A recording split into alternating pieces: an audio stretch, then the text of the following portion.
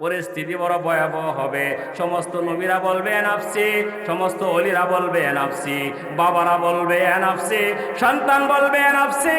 একমাত্র একজন মানুষ, একজন দরদী মুহাম্মদুর রাসূলুল্লাহ সাল্লাল্লাহু আলাইহি সাল্লাম বলবেন, ইয়া উম্মতি,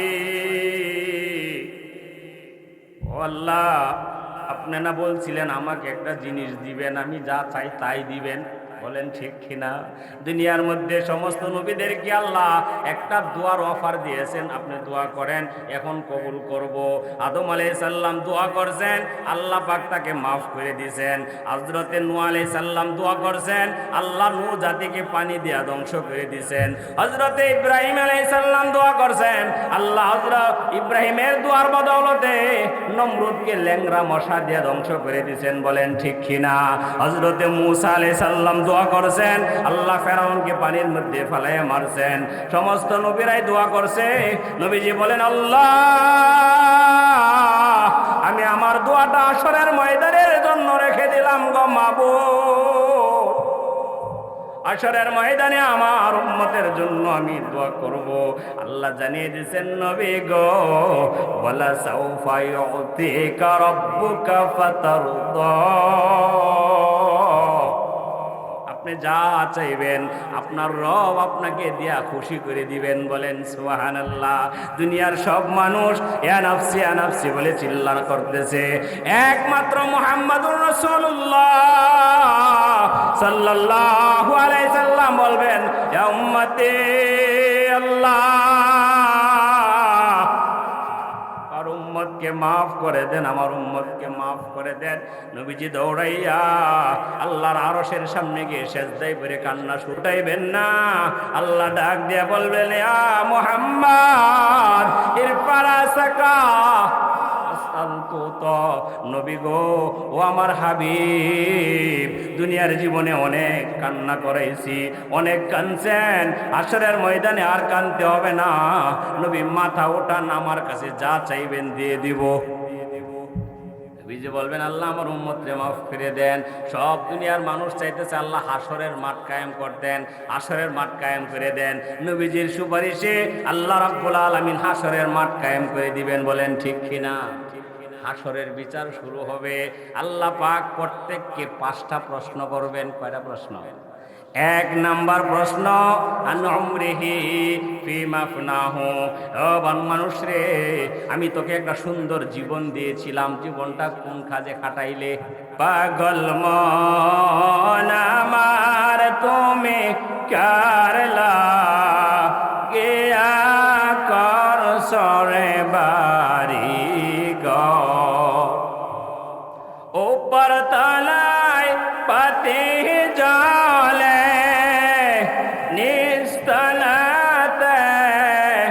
অন্ধকার তুমি কারলা গিয়া করলা রে বাড়িঘর। ভাই বলো, বন্ধুরে বলো, কেউ তো নয়াপন তোমার। বলেন ঠিক কিনা? ভাই বলো, বন্ধুরে বলো, কেউ তো নয়াপন তোমার। 2-4টা দিন কেঁদে কেঁদে কেউ নিবে না খোঁজ খবর, তুমি কারলা গিয়া করলা রে বাড়িঘর। বলেন ঠিক কিনা? ইযা যুলজিলাতিল আরদু জিলজালাহা ওয়া আখরাজাতিল আরদু আথqalaha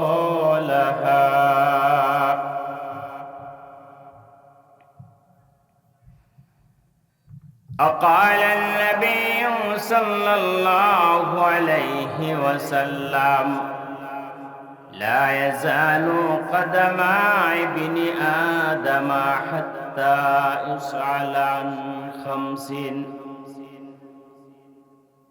عن عمره فيما فناه وعن شبابه فيما بلاه وعن ماله من أين اكتسبه وفيما أنفقه وماذا عمل بما علم أو كما قال رسول الله صلى الله عليه وسلم. أقال تعالى بشأن حبيبه صلى الله عليه وسلم: أعوذ بالله من الشيطان الرجيم. بسم الله الرحمن الرحيم. إن الله وملائكته يصلون على النبي يا أيها الذين آمنوا صلوا عليه وسلموا تسليما. اللهم صل على سيدنا ونبينا وشفيعنا وحبيبنا ومولانا محمد صلى الله عليه وعلى آله وأصحابه وبارك وسلم. मौत को समझा है जाहिल इख्तिताम जिंदगी, दर हकीकत मौत है सुबह दावम जिंदगी. मौत का सीन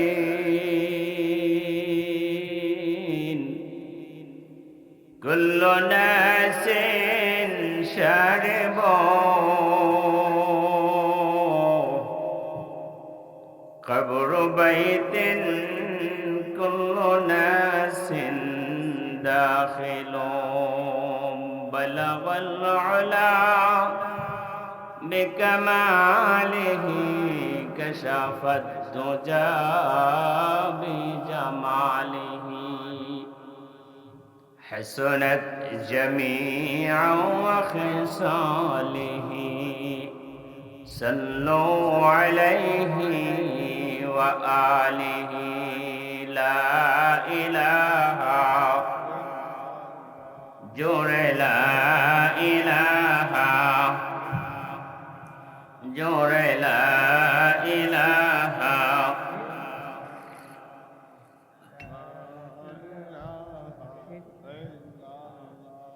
ला इलाहा इल्लल्लाह, ला इलाहा इल्लल्लाह, ला इलाहा. हैरे तो बहु दूरे मदीना केमने जाबो बुझिना. बहु दूरे मदीना केमने जाबो बुझिना. पाखी जो दे है तमरे आमी, पाखी जो दे है तमरे आमी. जैतम शुनत मदीना. ला इलाहा ला इलाहा इल्लल्लाहु मुहम्मदुर रसूलुल्लाह সাল্লাল্লাহু আলাইহি ওয়াসাল্লাম। আল্লাহ যদি খুশি হন তো আমাদের দেশের মধ্যে ভূমিকম্প হবে না, আর আল্লাহ যদি নারাজ হয়ে যান, এমন ভূমিকম্প হওয়ার সম্ভাবনা সামনে, বলতেছে বৈজ্ঞানিকরা, যে সারা বাংলাদেশ ধ্বংস হয়ে যাইতে পারে। এমনও ভূমিকম্পর সম্ভাবনা আছে যে আমাদের শহর ঢাকা সিটি, বিভিন্ন শহরকে মৃত্যুপুরী হিসাবে ঘোষণা হবে। সেখানে উদ্ধার করার কোনো ব্যবস্থাও থাকবে না। কে পারেন? জুড়ে বলেন, কে পারেন? নাম আরবিতে বলে জালজালা। ভূমিকম্পকে আরবিতে কি বলে? জালজালা। ইন্না জালজালাতা সাআতি শাইউন আযীম। আল্লাহ কোরআনে ঘোষণা করেছেন, একদিন কিয়ামতের ভূমিকম্প শুরু হবে, সেটা বড় মহান, অনেক কঠিন হবে। এর কিছু লক্ষণ কিয়ামতের আগে আল্লাহ দেখাইবেন। আল্লাহ কি দেখাইতেছেন নাকি দেখাইতেছেন না? সেটা কি আমাদের হাতের কামাই না? যারা শয়তানকে খুশি করে বাসায় গিয়ে শুয়ে রয়েছে, আল্লাহ যদি এখন ভূমিকম্প দিয়ে দেন, বাসায় থাকতে পারবে? হওয়ার সম্ভাবনা আছে নাকি নাই? আমরা সাধারণ এত বড় জ্ঞানী না। দেশের সবচেয়ে বড় বড় ডিগ্রিওয়ালারা, জ্ঞানীরা সিদ্ধান্ত দিতেছে যে কোনো সময় ভূমিকম্প হয়ে যেতে পারে 72 ঘন্টার মধ্যে। এরপরেও মানুষ, আজকে এলাকার মানুষ কোন সাহসে, কেনই বা আল্লাহকে নারাজ করে শয়তানকে খুশি করে বাসায় গিয়ে শুয়ে রইল? প্রত্যেকটা মজলিসের একটা আদব আছে, বলেন ঠিক কিনা? আমাদের এই মাহফিলটার আদব আছে, বসার আদব আছে, শোনার আদব আছে। আকাশ থেকে প্রচুর পরিমাণের বৃষ্টি হইল, বাহিরে একটা কলস রাখলো, কিন্তু কলসটার মুখটা নিচের দিকে। তাহলে কলসের ভিতরে কি কোনো পানি পড়বে? দোষ কি বৃষ্টির নাকি কলসে? আল্লাহর পক্ষ থেকে আজকে মিসরিপুর গ্রামের মধ্যে অজস্র রহমতের বৃষ্টি আল্লাহ বর্ষণ করতেছেন। এখন আমরা এটা মাথায় নিতে পারলাম না, আমরা এটাকে গ্রহণ করতে পারলাম না। দোষটা কি আমাদের নাকি আল্লাহর? আমাদের নিজেদের হাতের কামাই। আল্লাহ রাব্বুল আলামিন কোরআনের মজলিস যেখানে হয়, হাদিসের মজলিস যেখানে হয়, সেখানে আল্লাহ পাক রহমতের বৃষ্টি বর্ষণ করেন। বিশ্বাস হয় নাকি হয় না? সবাই জোরে বলেন। হাদিসের একটা ঘটনা বলি আপনাদেরকে। হযরতে আয়েশা সিদ্দিকা, নবীজির স্ত্রী, নাম শুনছেন নি? নবীজির একাধিক বিবি ছিল, 9 জন বিবি একসাথে ছিলেন। তার মধ্যে আয়েশা সবার চেয়ে ছোট ছিলেন। নবীর সাথে বিবাহ হয় 7 বছর বয়সে। নবীর ঘরে বিবি হিসাবে বধূ সেজে আসেন 9 বছর বয়সে। হযরতে আয়েশার বয়স যখন 18 বছর হয়, তখন নবীজির ইন্তেকাল হয়ে যায়। মাত্র ঘর সংসার করলেন কয়দিন? 9 বছর। এই 9 বছরে হযরতে আয়েশাকে আল্লাহ পাক এত ইলম দান করছিলেন। উনি কোরআনের হাফেজা ছিলেন, উনি হাদিসের বড় মুহাদ্দিসা ছিলেন। ফিকহের ব্যাপারে, ইলমে ফিকহ, মাসআলা মাসাইলের কোনো সমস্যা হইলে বড় বড় সাহাবী সবাই মিলে আয়েশার কাছে গিয়ে সমাধান পাইতেন।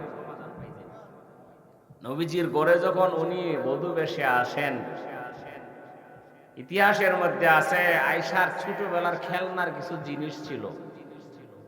মেয়েরা দেখেন না, ছোট ছোট পাতিল দিয়া পাক শাক করে, খেলনা পাতিল, অনেক পাতিল থাকে, মাটির পুতুল থাকে, এরকম খেলনার কিছু জিনিস হযরতে আয়েশা স্বামীর বাড়িতে আসার সময় একটা কাপড়ের গাঁটরির মধ্যে বেঁধে নিয়ে আসছেন।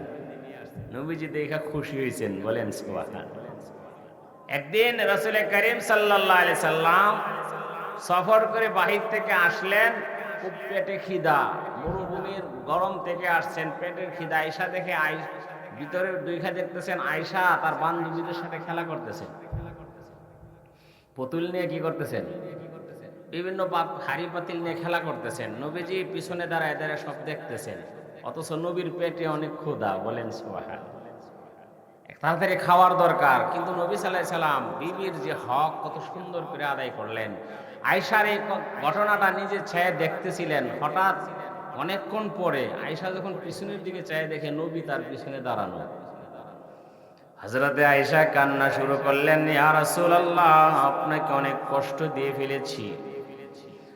এই গরমের মধ্যে মরুভূমি থেকে কষ্ট করে আপনি পেটের খিদায় আমার পিছনে দাঁড়ায় রয়েছেন, আমি দেখি নাই। নবী বললেন, আয়েশা গো,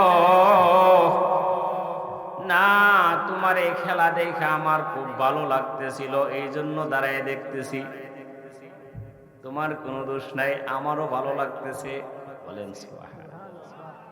হযরত আয়েশা তো বুঝছেন নবী আমাকে খুশি করার জন্য এই কৌশলপূর্ণ কথাটা বললেন। বলেন ঠিক কিনা? হযরতে আয়েশা চিন্তা করলেন, একদিন আমিও এমন ভাবে একটা আমলের দ্বারা প্রতিশোধ নিব নবীর কাছ থেকে। আজকে নবীকে আমি কষ্ট দিয়েছি। হযরতে আয়েশা বলেন, একদিন নবীজি মসজিদে নববীর মধ্যে সাহাবায়ে কেরামকে নিয়ে মাহফিল করতেছেন, ওয়াজ করতেছেন। আমার পেটের মধ্যে ক্ষুধা লাগছে। জোহরের নামাজের পরে নবী বয়ান শুরু করছেন, সাহাবীরা বয়ান শুনতেছে। ক্ষুধার কারণে মসজিদে নববীর দিক থেকে আমার কামরার যে রুমটা আছে, কামরার এই রুমটার দরজার পাশে বৈশা বৈশা আমি নবীর বয়ান শুনতেছিলাম। আমিও নবীকে ডাক দেই না, আমার পেটের মধ্যে অনেক ক্ষুধা আছে, এরপরেও ডাক দেই না। হযরত আয়েশা অনেকক্ষণ অপেক্ষা করার পরে ঘুম এসে গেছে, তন্দ্রা এসে গেছে। ঘুমের মধ্যে আয়েশা দেখতেছেন নবী মসজিদে নববীর মধ্যে বয়ান করেন, সাহাবায়ে কেরাম বয়ান শুনতেছে, আকাশ থেকে মুষলধারে বৃষ্টি হইতেছে। বলেন সুবহানাল্লাহ।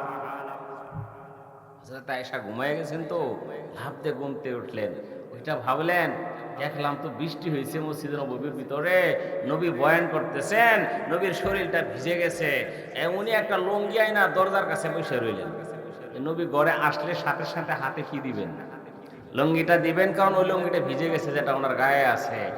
উনি তো দেখছেন বৃষ্টি হইতেছে, এর মধ্যে নবী ভিতরে আসলেন, দেখেন নবীর শরীর ভিজা নাই। হযরত আয়েশা বললেন, ইয়া রাসূলুল্লাহ, তাহলে আমি যে স্বপ্নে দেখলাম, আমার স্বপ্নটা কি তাহলে মিথ্যা হইল? আমার স্বপ্নটা কি তাহলে আমি অন্য কিছু দেখলাম? নবী বললেন, আয়েশা রে, না, তোমার স্বপ্ন ঠিক আছে, তোমার স্বপ্ন 100% ঠিক আছে। তুমি যা স্বপ্নে দেখছিলে সেটা ছিল আল্লাহর রহমতের বৃষ্টি। বলেন সুবহানাল্লাহ। কে দিছেন? যেখানে কোরআনের আলোচনা হয়, যেখানে হাদিসের আলোচনা হয়, সেখানে রহমতের বৃষ্টি হয়। আমরা বুঝি আর না বুঝি, সেটা কিন্তু আল্লাহর দোষ না। মূল্যায়ন যদি করতে পারি আল্লাহর কাছে পাবো, আর যদি নিয়ামতের শুকরিয়া আদায় না করি আল্লাহ রাব্বুল আলামিন কঠিন শাস্তি দিয়ে পাকড়াও করবেন। বলেন ঠিক কিনা? লাইন শাকারতুম লাযিদান্নাকুম ওয়া লাইন কাফারতুম ইন্না আযাবি লাশাদীদ। আল্লাহ বলেন, আমার নিয়ামতের শুকরিয়া যদি আদায় করো আরো নিয়ামত বাড়িয়ে দিব, কিন্তু আমার নিয়ামতের শুকরিয়া আদায় করলা না, কোরআনের মজলিসকে মূল্যায়ন করলা না, আমি আল্লাহ যদি রাগ হয়ে যায়, আমার যদি গুসা এসে যায়, এমন এক ভূমিকম্প দিব কোন মানুষ ঘর বাড়িতে শুয়ে থাকতে পারবি না। বলেন ঠিক কিনা? সুখের বিছানা কোনো কিছুই থাকবে না, সব ছিনাই নিবেন কে? শক্তি আছে নাকি নাই? আল্লাহর পাকড়াও বড় কঠিন। ওয়া ইন্না আযাবি লাশাদীদ। আল্লাহ বলেন, আমার শাস্তি বড় কঠিন। আল্লাহর শাস্তি কি কঠিন? ভাইয়ের আমার, আল্লাহ পাক ভূমিকম্প দিয়ে আমাদেরকে সতর্ক করতেছেন, কঠিন একটা ভূমিকম্প সামনে আছে। হযরতে ইসরাফিল আলাইহিস সালাতু ওয়াস সালাম সিংহায় ফু দেওয়ার জন্য অপেক্ষমান আছেন। বলেন ঠিক কিনা? আল্লাহ রাব্বুল আলামিন এই সিংহা আল্লাহ নিজে বানাইছেন। সিংহাকে প্রথম বানানোর পরে আল্লাহ নির্দেশ দিয়েছেন, এটা আল্লাহর আরশের সাথে লাগা ছিল। আল্লাহ কোন ফায়াকুন বলে যে ইসরাফিলকে বানাইলেন, ইসরাফিলের কান্দের মধ্যে আল্লাহ সিংহা দিলেন। সিংহাটা বড় কত? তাফসীরের কিতাবের মধ্যে আসছে পৃথিবী, আসমান, সাত জমিন, সাত আকাশ সবকিছু গোলাকৃত কইরা একদম গোল বানায় যদি সিংহার মুখের মধ্যে দেওয়া হয় তাহলে ভিতরে ঢুকে যাবে। সুবহানাল্লাহ, আরো আসতে বলে। তাহলে সিংহাটা কত বড়? সেই সিংহাটা যার কান্দের মধ্যে আছে ইসরাফিল, তিনি কত বড়? আর এই ইসরাফিলকে যিনি বানাইছেন আল্লাহ কত বড়? সে আল্লাহর নাফরমানি কইরা আমরা কিভাবে শুয়ে থাকি? এই সিংহার মধ্যে কি পরিমাণ ছিদ্র আছে! আল্লাহ পাক দুনিয়াতে যত প্রাণী আল্লাহ পাঠাইছেন এবং পাঠাইবেন কিয়ামত পর্যন্ত, সমস্ত প্রাণীর সমপরিমাণ ছিদ্র আল্লাহ ওই সিংহার মধ্যে রাখছেন। তিনটা ফু দিবেন। কয়টা ফু? প্রথম ফু যেদিন দিবেন, নবীজি বলেন কিয়ামত কখন শুরু হবে এটা কেউ জানে না। বলেন ঠিক কিনা? জিব্রাইল আলাইহিস সালাম, হাদিসে জিব্রিলের কথা আপনারা অনেকেই শুনছেন। জিব্রাইল মানুষের রূপ নিয়ে নবীজির কাছে এসে কয়েকটা প্রশ্ন করছিলেন। নবী উত্তর দেন। জিব্রাইল সাথে সাথে বলেন সাদ্দাক্তা, আপনি সত্য কথা বলছেন। ঈমানের প্রশ্ন করলেন, নবী উত্তর দিলেন। ঈমান আমলের কথাই প্রশ্ন করলেন, নবী উত্তর দিলেন। ইসলামের কথা প্রশ্ন করলেন, নবী উত্তর দিলেন। ইহসানের কথা প্রশ্ন করলেন, নবী উত্তর দিলেন। সর্বশেষে জিব্রাইল নবীজিকে প্রশ্ন করলেন মাতাল কিয়ামা, কিয়ামত কখন হবে? নবীজি বললেন যিনি প্রশ্ন করছেন জিব্রাইল, উনি যেমন জানে না আমিও জানি না। বলেন ঠিক কিনা? নবী বললেন প্রশ্নকারীর চেয়ে যাকে প্রশ্ন করা হয়েছে উনি ভালো জানেন না কিয়ামত কখন হবে একমাত্র কে জানেন? জোরে বলেন, কে জানেন? অনেক মানুষ আন্দাজের উপরে বলে এর আগে একবার 2000 সালে 5 মে কিয়ামত হয়ে যাবে। বলেন দুনিয়ার মানুষ বলছিল নাকি বলছিল না? হইছে? একমাত্র কে জানে? আল্লাহ জানেন। তবে কিছু আলামত আমাদের সামনে প্রকাশ পাইতেছে। নবীজি বলেন কিয়ামতের আগে এমন একটা সময় যখন ঘনায় আসবে কিয়ামতের, তখন বেশি বেশি ভূমিকম্প হবে। তাহলে বেশি বেশি ভূমিকম্প হওয়াটা বর্তমানে এটা কিসের আলামত? জোরে বলেন, কিসের আলামত? এই কিয়ামতের এত ভয়াবহ আলামত আমাদের সামনে প্রকাশ পাইতেছে, এর পরেও মানুষ তো সতর্ক হয় না। প্রথম সিংহায় যেদিন ফু দিবেন, নবীজি এতদিন বলছেন সেই দিনটা হবে শুক্রবার। সেই দিনটা হবে কি বার? শুক্রবারে সকাল সকালে ইসরাফিল আলাইহিস সালাম প্রথম সিংহায় ফু দিবেন। সারা দুনিয়ার মানুষ তখন হতভম্ব হয়ে যাবে, বেহুশের মতো হয়ে যাবে। প্রথম ফু দেওয়ার পরে সারা দুনিয়ার সব কিছু বেহুশের মতো হয়ে যাবে, দৌড়াদৌড়ি ছুটাছুটি করতে থাকবে। নাম্বার 2 নম্বরে সিংহায় যখন ফু দিবেন দুনিয়ার সমস্ত মানুষ সব মরে যাবে। 3 নম্বরে যেদিন সিংহায় ফু দিবেন সেই দিনটা কিয়ামত সংগঠিত হবে। বলেন ঠিক কিনা? কিয়ামত কখন হবে একমাত্র কে জানেন? আমার আপনার জীবনের 5টা জীবন অতিক্রম হবে। মোটামুটি আমরা 3য় নম্বর জগতে আছি। কয় নম্বর জগৎ? একটা জগৎ রূহের জগৎ চলে গেছে। নাম্বার 2 আমাদের মায়ার পেটের জগৎ চলে গেছে। রূহের জগতের শুরু আছে, শেষ আছে। পেটের জগতেরও শুরু আছে, শেষ আছে। নাম্বার 3 আমরা দুনিয়ার জগতে আসছি, এই জগতেরও শুরু আছে, শেষ আছে। নাম্বার 4 সামনে আর একটা জগৎ আছে, কবরের জগৎ। সবাই বলেন আছে নাকি নাই? কে কে যাব কবরে? মাশাআল্লাহ, আমরা সবাই কবরের বাসিন্দা। আল্লাহ কবুল করুক। আমরা যেন কবরে ঈমান নিয়ে যাইতে পারি। সকালে বলি আমিন।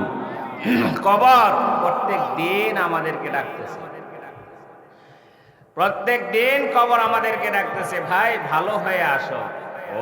ওই যে দেখো ডাকিতেছে তোমায় কবরের মাটি, ওই যে দেখো ডাকিতেছে তোমায় কবরের মাটি। গোনা দিন ফুরাইয়া যাবে, গোনা দিন ফুরাইয়া যাবে, যৌবনে লাগবে বাটি, ওই যে দেখো ডাকিতেছে তোমায় কবরের বাটি। বলেন ঠিক কিনা? খবর পেয়ে আসবে আত্মীয় স্বজন, খবর পেয়ে আসবে আত্মীয় স্বজন, চারিপাশে বসে তারা করিবে ক্রন্দন। আরে সাজাইবে মনের মতন, সাজাইবে মনের মতন, কি সুন্দর পরিপাটি, ওই যে দেখো ডাকিতেছে তোমায় কবরের মাটি। বলেন ঠিক কিনা? কবর প্রত্যেক দিন ডাকতেছে। 4 নাম্বার জগৎ হইল আমাদের সামনে কবর আছে। কবর বড় ভয়াবহ জায়গা। হযরত নবী করিম সাল্লাল্লাহু আলাইহি সাল্লাম বলেছেন, কবর মৃত্যুর পরে প্রথম গাঠি, ওই গাঠির মধ্যে যদি বান্দা নাজাত পেয়ে যায়, বাকি গাঠিগুলি পার হওয়াটা তার জন্য সহজ হয়ে যাবে। বলেন ঠিক কিনা? কবরের জগতেরও শুরু আছে, শেষ আছে। বলেন ঠিক কিনা? কবরের জগতের শুরু আছে, শেষ আছে। এই 4 নাম্বার জগৎ। 5 নাম্বার একটা জগৎ আছে, যার শুরু আছে কি নাই? জুড়ে বলেন, সেই জগতের নাম কি? আখেরাতের জগৎ। সেই জগতের নাম কি? আখেরাতের জগৎ, যার শুরু আছে কি নাই? তার উদাহরণ নবীজি হাদিসের মধ্যে বলেছেন, মনে করেন আসমান জমিনের মাঝে যে খোলা জায়গাটা আছে, ফাঁকা জায়গা, আসমান থেকে জমিন কত দূরে? জমিন থেকে আসমান কত দূরে? জমিনের বাসিন্দারা আজ পর্যন্ত চেষ্টা করেও প্রথম আকাশের সন্ধান পায় নাই। বলেন ঠিক কিনা? জায়গার এই ফাঁকা জায়গা কতটুক? এই পুরা ফাঁকা জায়গাকে যদি সরিষা দিয়ে ভর্তি করে দেওয়া হয়, আর এই সরিষা যদি একটা কবুতর পাখি 1 বছর পরে পরে একটা সরিষা দানা খায়, এইভাবে খাইতে খাইতে একদিন ভাইজান এই সরিষাগুলি শেষ হয়ে যাবে। নবীজি বলেন, কিন্তু কবর যা আখেরাতের জগৎ শুরু আছে, শেষ হবে না। বলেন সুবহানাল্লাহ। সেই জগতে আমাদেরকে যাইতে হবে। আমরা এই দুনিয়ার জগতে আছি, এর হিসাব, এটা হলো পরীক্ষার প্রস্তুতির জায়গা। বলেন ঠিক কিনা? পরীক্ষার প্রস্তুতির জায়গা হলো দুনিয়ার জগৎ। এই দুনিয়ার জগতের পরীক্ষা নেওয়া হবে কবরে। প্রশ্নপত্র হবে 2টা। কয়টা প্রশ্নপত্র হবে? 2টা। এক প্রশ্নের মধ্যে 3টা প্রশ্ন, আর এক প্রশ্নপত্রের মধ্যে প্রশ্ন হবে 5টা। কয়টা? আমরা দুনিয়ার মধ্যে পরীক্ষা দেই না, প্রশ্নপত্রের মধ্যে লেখা থাকে 5টা প্রশ্ন, উত্তর দিবেন 3টা বা 4টা। কিন্তু মৃত্যুর পরের যে প্রশ্ন হবে, 3টা প্রশ্ন কবরে আর 5টা প্রশ্ন হাসরের মাঠে। উত্তর সবগুলি দিতে হবে। বলেন সুবহানাল্লাহ। কবরের মধ্যে প্রশ্ন হবে কয়টা? 3টা। আমরা সবাই জানি কি কি প্রশ্ন হবে, তাও নবীজি বলে দিয়েছেন। উত্তর কি হবে, তাও নবীজি বলে দিয়েছেন। 1 নাম্বার প্রশ্ন, মার রাব্বুকা। সহজ না কঠিন? জোরে বলেন, সহজ না কঠিন? সহজ। আমরা মনে করতেছি সহজ। প্রশ্নটা হবে আরবিতে, উত্তরও দিতে হবে আরবিতে। আরবি ভাষা কয়জনে জানে? আরবি কয়জনে পড়তে পারে? বর্তমানে হিসাব করেন, সমাজের মধ্যে কয়জনে সহি শুদ্ধভাবে কোরআন পড়তে পারে? প্রশ্ন হবে মার রাব্বুকা, উত্তর কে দিতে পারবে? দুনিয়ার মধ্যে যে তার রবকে চিনতে পারছে। বলেন ঠিক কিনা? দুনিয়ায় যদি রবের সাথে পরিচয় হয়ে থাকে, রবের কথা মেনে থাকে, আল্লাহকে রব হিসাবে মানে, লা ইলাহা ইল্লাল্লাহ, অর্থ হইল আমার রিজিকের মালিককে। জুড়ে বলেন, আমার হায়াতের মালিককে, আমার জীবনের মালিককে, আমার মৃত্যুর মালিককে, আমি যে খাবার খাই আমাকে কে খাওয়ান, আমার বাতাসের মালিককে। কিন্তু এই আল্লাহর সাথে আমরা যখন শরীক করে ফেলি, ওইবার যদি দান না হইতো খেতে, তাহলে কি খাইতাম? বলে নাকি বলে না? যদি ছেলের চাকরিটা না হয় খাবো কি? কে খাওয়াইবেন? জুড়ে বলেন কে? যদি আল্লাহকে রবকে আসল রব মানতে পারি, শুধু অনেকে মুখে বলে জবানে কিন্তু বলে অন্তরের মধ্যে নাই, বলেন ঠিক কিনা? কে আল্লাহকে জবানে রব বলে, কে অন্তর দিয়ে আল্লাহকে রব মানে না, সব খবর কে জানেন? জুড়ে বলেন কে জানেন? জবানেও বলতে হবে, অন্তর দিয়েও বিশ্বাস করতে হবে, আমল দিয়েও রবকে খুশি করতে হবে, বলেন ঠিক কিনা? সেই মানুষটা যখন কবরে যাবে, যে দুনিয়াতে আল্লাহকে রব মানছে, যে দুনিয়াতে আল্লাহকে রিজিক দাতা মানছে, যে দুনিয়াতে আল্লাহকে হায়াতের মালিক মানছে, তার প্রশ্নের উত্তর কবরের মধ্যে বলতে পারবে সহজে, রাব্বি আল্লাহ, আমার রব হইলেন কে? যেটা বলেন আমার রব কে? আমার দিনুকা, তোমার ধর্ম কি? প্রশ্ন করা হবে, বলেন ঠিক কিনা? কবরের মধ্যে যখন প্রশ্নগুলি করা হবে, বড় কঠিন প্রশ্ন হবে। ভাইরা আমার, যদি আমরা দুনিয়াতে রবকে চিনতে পারি, আমাদের প্রশ্ন বড় সহজ হবে। হযরতে উমরে ফারুক রাদিয়াল্লাহু তাআলা যখন মারা গেছেন, ওনার ইন্তেকালের পরে ওনাকে নবীজির কামরায়, হযরতে আয়েশা যে কামরায় ছিলেন নবীর পাশে, আবু বকরের পাশে শোয়ানো হয়েছে, বলেন সুবহানাল্লাহ। নবীর কবরের পাশে হযরতে আবু বকর, আবু বকরের পাশে উমর। 12 বছর পরে হযরতে উমরের একজন খাদেম রাত্রে স্বপ্নে দেখছেন উমরকে, দেখে প্রশ্ন করতেছেন, খলিফাতুল মুসলিমিন কবরে কেমন আছেন? বলেন সুবহানাল্লাহ। দেখো মাশাআল্লাহ, কবরের হিসাব মাত্র দিয়ে শেষ করলাম, তবে আমাকে যখন কবরে প্রশ্ন করতে আসলো মা রাব্বুকা, আমি সাথে সাথে বললাম ওমা রাব্বুকুমা, তোমাদের রব কে? বলেন সুবহানাল্লাহ। আমাকে তারা যখন প্রশ্ন করে মা রাব্বুকা, তখন হযরত ওমর বলেন, আমি বললাম তোমাদের রব কে? তোমরা যদি রবকে চিনে থাকো, তোমরা জানো আমি ওমর মাত্র দুনিয়ার থেকে আসলাম 3 হাত মাটির নিচে ছোট্ট কবরে, এখানে এসে রবকে ভুলি নাই তো। হযরত ওমর বলেন, আমি যখন এই প্রশ্নের উত্তর দিলাম, নবীজি হযরত আবু বকরের উপর দিয়ে আমার কাছে চলে আসলেন, বলেন সুবহানাল্লাহ। আয়েশা বললেন, ফেরেশতারা রে, আমার ওমরকে রব চিনাইতে হবে না, আমার ওমর দুনিয়া থেকে ভালো করে রবকে চিনে আসছে। ভাইয়ের আমার, আমরা যদি দুনিয়া থেকে আল্লাহকে চিনে যাইতে পারি, যদি আমরা দুনিয়ার মধ্যে আল্লাহকে রবকে ভালো করে চিনে যাইতে পারি, ভাই একমাত্র আমাদের ভরসা কার উপরে? আল্লাহর উপরে। একজন যুবক হযরত শিবলি নুমানি রাহমাতুল্লাহ আলাইহি বলেন, উনি হজ করতে যাইতেছেন, দেখে একটা যুবক হজ করতে যায়, বলেন সুবহানাল্লাহ। উনি ঘোড়ার উপরে সওয়ার, যুবক এই জমিনের উপর দিয়ে মরুভূমি দিয়ে হাঁটতেছে, হজে যাবে।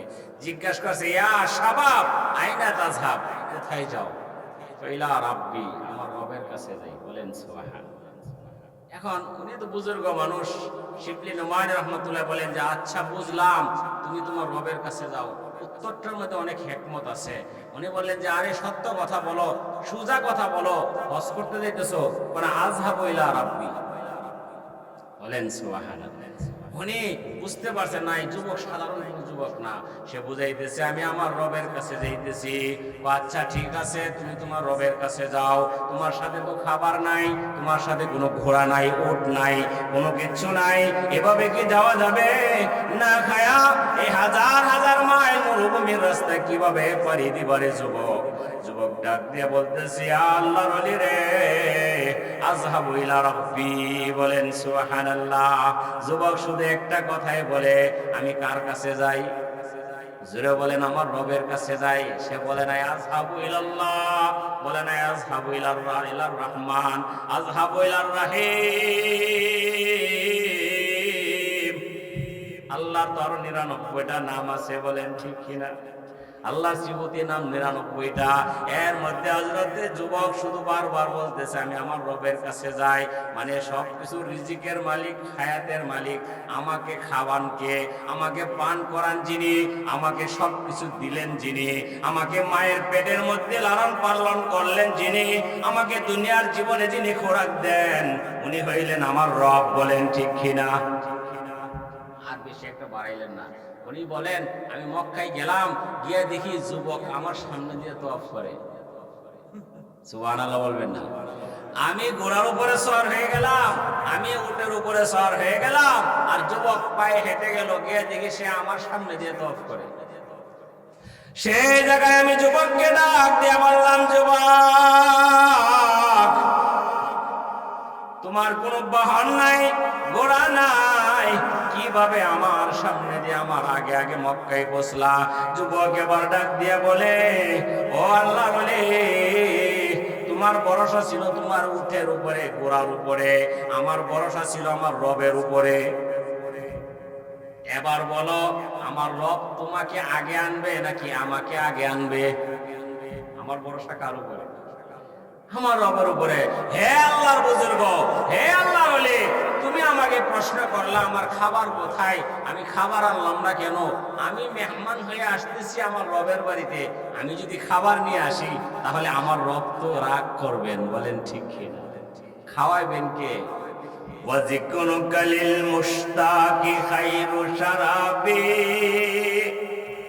ওয়াজিকুনুকা লিল মুশতাকি খায়রু শারাবি, ওয়া কুল্লু শারাবি দুনাহু কাসারাবি। আল্লাহর জিকির সবচেয়ে উত্তম খাবার, বলেন ঠিক কিনা? এই যুবক আসতেছে আর জবানের মধ্যে শুধু তার একটাই জিকির, লা ইলাহা, জোরে লা ইলাহা।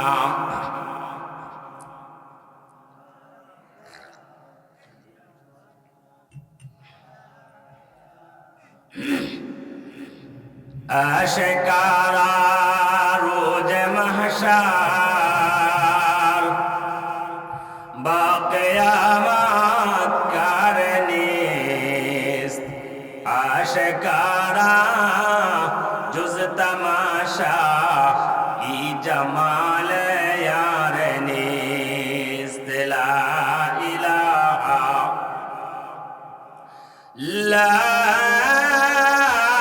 इलाहा इल्लल्लाह मुहम्मदुर रसूलुल्लाह সাল্লাল্লাহু আলাইহি ওয়াসাল্লাম। এই যুবকের সবচেয়ে বড় পুঁজি জবানে ছিল আল্লাহর জিকির। 2 নাম্বার, তার একমাত্র ভরসা ছিল কার উপরে? জোরে বলেন কার উপরে? আরো জোরে কার উপরে? আমি যা চাইতেছি আপনারা বলবেন, ওইটা বলেন না কেন, বলেন রবের উপরে। কার উপরে? রবের উপরে। যুবক বারবার বলতেছে আমি আমার রবের উপরে ভরসা করে ঘর থেকে বের হয়েছি, আমার রব আমাকে ওনার বাড়িতে নিয়ে যাবেন, আমি আমার রবের বাড়ির মেহমান হব।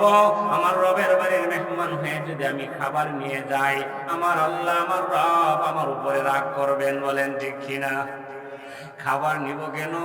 মনে করেন বিয়ার বাড়িতে বেড়াইতে গেছে, বিয়াই ছেলের মেয়ে বিয়ে দিছে, মনে করেন আপনাদের মিশ্রীপুর গ্রামে, যে মেয়ের বাবার বাড়ি হলো নান্দাই, নান্দাই থেকে আপনাদের মিশ্রীপুর গ্রামে মেয়েকে দেখতে আসছে বিয়ার বাড়ির। এখন যদি খাবার টিফিন ক্লিয়ার করে নিয়ে আসে, বিয়া খুশি হবে না নারাজ হবে? আমাকে অপমান করতে আসছেন, আমার বাড়িতে বুঝি খাবারের ব্যবস্থা নাই? আল্লাহর ওলি, আমি বারবার বলতেছি আমি আমার রবের বাড়িতে যাই, আমি যদি আমার রবের বাড়ির মেহমান হয়, যারা মক্কা মদিনায় যায় তারা কার মেহমান? জোরে বলেন জয়ফুর রহমান, রহমানের মেহমান। এই জন্যই মেহমানদেরকে বড়ই ভালো আচরণ করে সৌদি আরবের প্রশাসন, বলেন ঠিক কিনা? সৌদি আরবের পুলিশরা হাজি সাহেবদেরকে খুব সম্মান করে, উমরা করতে গেলে খুব সম্মান করে। হাজি সাহেবরা হাজার ভুল করলেও তাদেরকে কোনো দোষ না, ওরা জয়ফুর রহমান। কার মেহমান? যারা বলেন কার মেহমান? আল্লাহর মেহমান। আমি বাস্তব যখন 2012 সালে গেলাম, একটা মানুষ বারবার একটা অন্যায় করতেছে, বলবো অন্যায় কথাটা, আপনাদের গ্রামে আছে কিনা জানি না, আমাদের দেশের মধ্যে বিশেষ করে বাংলাদেশের মাটি আছে না, মাটি নষ্ট করছে জির চিনেন তো, আর ইমান আমল নষ্ট করছে বন্ড। জোরে বলেন না, ভয় পান নাকি? আছে আপনার দেশও? ইমান আমল নষ্ট করছে বন্ড পীরে, ওখানে ওখানে আইসা মহিলারা মুরিদ করে। বলেন ঠিক কিনা? এ আপনাদের থেকে বেশি দূরে না, রেসবি একটা বন্ড আছে না, নাম শুনছেন না? মরে গেছে, এরপর ছেলা ফেলা খাইকে গেছে। শয়তানও যেমন আছে তার ছেলা ফেলাও কিয়ামত পর্যন্ত ওই মিনাল জিন্নাতি ওয়ান নাস, মানুষের মধ্যেও থাকবে, শয়তানের মধ্যে তো আছে। কুমিল্লা, আমি এক জায়গার মধ্যে প্রতি বছরই প্রায় যাই মাহফিল করতে, বুড়িছং, পিপাড়া, ব্রাহ্মণপাড়া, নাম শুনছেন নি কোনোদিন? এই জায়গার মধ্যে গিয়ে একটা ঘাঁটি বানাইছে। কোথায় থেকে? নেত্রকোনার থেকে এনেকে কালা ফাকরি বাইন্দা ওই রেসবি যখন ছিল সেই জায়গায় গিয়া বড় একটা সারি আছে না, সারির মধ্যে ওরে গোসল করাইতো। ওই পানি জমা হইলে বোতল দিয়ে নিয়ে মহিলারা খাইতো। নাউজুবিল্লাহটা আসতে বলেন, আরো আসতে বলেন। এটা মিথ্যা কথা বললাম? বাস্তব প্রমাণ আমার কাছে আছে। একটা লোক আমার হাত ধরে এসে বলেন, হুজুর আল্লাহ আমাকে মাফ করতো না, আমি আপনাদের কাছে আইসা সহবত পাই, আপনাদের সাথে সম্পর্কে আজকে আমি সব ছাড়ছি। আমার বিবির বাচ্চা হয় না, এই পানিগুলি কারা খায়? যাদের মহিলাদের বাচ্চা হয় না হেরা খায়। রেসবিরে গোসল করায়, পরে শাড়ির মধ্যে যে পানি জমে ওই পানিটা বোতল দিয়ে নিয়ে খায়। বাবার দোয়া পানি খেলে হচ্ছে নাউজুবিল্লাহ, জুড়ে ফিরবেন না। এই ভণ্ড ওই এলাকার মধ্যে গিয়া ফতোয়া দিত, যারা তাবলিগ করে, তাবলিগওয়ালা যদি মারা যায়, মারা যাওয়ার পরে যদি কবরের মধ্যে ঘাস ওঠে, ওই ঘাস যদি কোনো গাভী খায়, ওই গাভীর দুধ খাওয়া হারাম। নাউজুবিল্লাহ কে আসতে বলবে না, জুড়ে বলবে? কত বড় বদমাইশ! ওই লোকটা আমার ভক্ত ছিল, বলতেছিল হুজুর আমার বিবি একদিন আমার কাছে এসে বলতেছে, ও পিসা হুজুরে গোসল করাইলাম, পিসা হুজুরের শরীরটা অনেক নরম। নাউজুবিল্লাহ বলবেন না? মহিলারা গোসল করায়, ওই গোসলের পানি নিয়ে মহিলারা খায়, জায়েজ না হারাম? ওরা ইমান নষ্টকারী, ইমান বিধ্বস্তকারী, বলেন ঠিক কিনা? ভাইয়ারা আমার, মক্কায় একটা জায়গা আছে, যে জায়গাটার নাম রাসূল করিম সাল্লাল্লাহু আলাইহি সাল্লামের ফুফুর নামে দারে উম্মে হানি, নবীজির ফুফু হযরতে উম্মে হানির ঘর, যে ঘরের মধ্যে নবীজি মেরাজের রাতে ঘুমাইছিলেন। বলেন ঠিক কিনা? নবী বলেন, আমি আমার ফুফুর ঘরে, উম্মে হানির ঘরে ঘুমের মধ্যে ছিলাম, যেদিন রাত্রে আল্লাহ আমাকে মেহমান বানাইয়া আল্লাহর কাছে নিয়ে যাবেন। হঠাৎ চাইয়া দেখি উম্মে হানির ঘরের সাত ছিদ্র কইরা জিবরাইল আয়েশা ভিতরে ঢুকছে। নবীজি বললেন, ও জিবরাইল রে, আমার মনটার মধ্যে অনেক পেরেশানি চলতেছে। মক্কার মানুষ আমাকে অনেক ধরনের জুলুম অত্যাচার করতেছিল, কষ্ট মন দুইটা বড় ব্যথা পাইছি। এক নাম্বার ব্যথা, আমাকে যিনি সবচেয়ে বেশি মহব্বত করতেন দাদার পরে, দাদার ইন্তেকালের পরে আমার দাদা আমাকে যে চাচার হাতে আবু তালেবের হাতে দিয়ে গিয়েছিলেন, আবু তালেব ইন্তেকাল করেছে, ওনার 3 দিন পরে আমার সবচেয়ে প্রিয় বিবি খাদিজার ইন্তেকাল হয়ে গেছে। আমার এই জ্বালা যন্ত্রণা কষ্ট সহ্য করতে না পাইরা, মক্কার মানুষদের যন্ত্রণা সহ্য করতে পারি নাই, আমি তায়েবে গিয়েছিলাম আল্লাহর দাওয়াতের কাজ করার জন্য। বলেন ঠিক কিনা? তায়েফের মানুষগুলি আরো বেশি জুলুম করছে। বলেন ঠিক কিনা? তায়েফের মানুষগুলি নবীজির সাথে এমন আচরণ করছে, তায়েফের মানুষগুলি যে জুলুম করছে ইতিহাস হয়ে আছে। বলেন ঠিক কিনা? এমন ভাবে মারছে, নবীজির শরীরের রক্তগুলি পায়ে দিয়া বারবার গিয়ে জুতার মধ্যে পড়তেছে। নবীজির সাথে পালক পুত্র যায়েদ ইবনে হারেসা ছিলেন। নবী ডাক দিয়া বললেন, যায়েদ রে, এক ফোঁটা রক্ত যেন আমার শরীর থেকে তায়েফের জমিনের মধ্যে না পড়ে রে যায়েদ, আমার রক্তগুলি মুছিয়া ফেলো। এক ফোঁটা রক্ত যদি তায়েফের ময়দানে পড়ে যায়, আমার আল্লাহ রাগ হয়ে যাবেন, গুসা হয়ে যাবেন, আল্লাহ তায়েফবাসীকে ধ্বংস করিয়া দিবেন। আমি তো তায়েফকে ধ্বংস করতে আসি নাই। বলেন সুবহানাল্লাহ। আনা রাহমাতাল লিল আলামিন সাইয়্যিদুল কাউনাইন খাতমুল মুরসালিন আখিরা মুদশুদ ফখরুল আউয়ালিন শুধু হুজুদাস রাহমাতাল লিল আলামিন মসজিদে ও শুধু হামারো ইয়া জমিন। আমাদের নবী ছিলেন রাহমাতুল লিল আলামিন, বলেন ঠিক কিনা? তাইবের পাহাড়ের ফেরেশতারা বলতেছিল, ইয়া মুহাম্মদ সাল্লাল্লাহু আলাইহি ওয়াসাল্লাম, একবার শুধু বলেন তায়েববাসীরা আপনার সাথে যে অমানবিক নির্যাতনটা করলো, জুলুম করলো, আমরা তায়েববাসীদেরকে পাহাড় চাপা দিয়ে ধ্বংস করিয়া দিব, ইতিহাসের মধ্যে তাদের নাম মুছে দিব, বলেন ঠিক কিনা? নবী বললেন, না না, তাদেরকে মেরে ফেলো না, এমন একদিন আসবে গো তাদের সন্তানগুলি ইসলাম কবুল করবে, বলেন ঠিক কিনা?